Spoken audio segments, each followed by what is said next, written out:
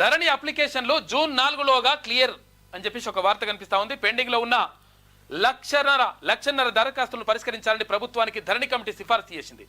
వచ్చే నెలలో సర్కారుకు పూర్తి స్థాయి నివేదిక, పోర్టల్లో తీసుకురావాల్సిన మార్పులపై చర్చ, ఇతర రాష్ట్రాల్లోని భూ చట్టాలపై అధ్యయనం చేయాలని మీటింగ్ లో నిర్ణయించిండ్రు. ఎందుకంటే ధరణి దరిద్రం తెచ్చిపెట్టేసిండు కాక ఆగమాగం అయిపోయింది. నిన్న మనం చూసినామంటే చాలా మంది కూడా భూమి కొనుక్కుంటే పాత అమ్మిన వాళ్ళ పేరే వస్తూ ఉంది. తర్వాత కొంతమంది ఇంకో పాత వాళ్ళ పేర్లు వస్తూ ఉన్నాయంట. మరి ఒక పేరు ఉంటే ఇంకొక పేరు వస్తూ ఉంది. పట్టా భూమి ఉంటే గవర్నమెంట్ భూమి వస్తుంది, గవర్నమెంట్ భూమి ఉంటే పట్టా భూములు వస్తుంది. రకరకాల సమస్యలతోటి ధరణి దరిద్రం అయిపోయింది. లక్షల అప్లికేషన్లు ఇంకా పెండింగ్లో ఉన్నాయి. కాబట్టి ఆ పెండింగ్ను పరిష్కరించాలని చెప్పేసి ఇప్పుడు ప్రభుత్వం భావిస్తూ ఉంది. పెండింగ్లో ఉన్న ధరణి అప్లికేషన్లు అన్నింటినీ క్లియర్ చేయాలని ధరణి కమిటీ నిర్ణయించింది. దాదాపు 1,00,000 అప్లికేషన్లు వివిధ దశల్లో ఉండగా వాటన్నింటినీ జూన్ 4లోగా పరిష్కరించాలని ప్రభుత్వానికి సిఫార్సు చేసింది.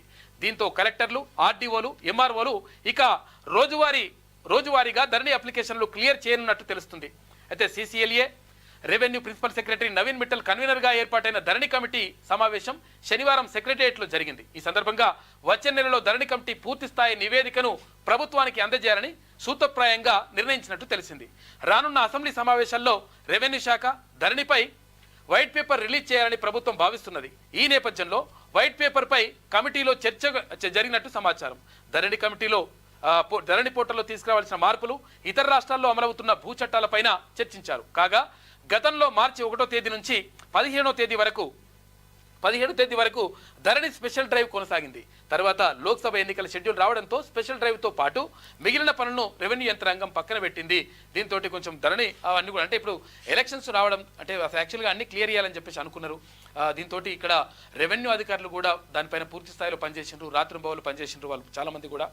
అయితే పనిచేసినప్పటికీ కొన్ని పరిష్కారమైనవి, ఇంకా కొన్ని అట్లనే మిగిలిపోయి ఉన్నాయి. కాబట్టి వాటన్నింటినీ పరిష్కరించాలని చెప్పేసి వాళ్ళు ప్రభుత్వం భావిస్తూ ఉంది.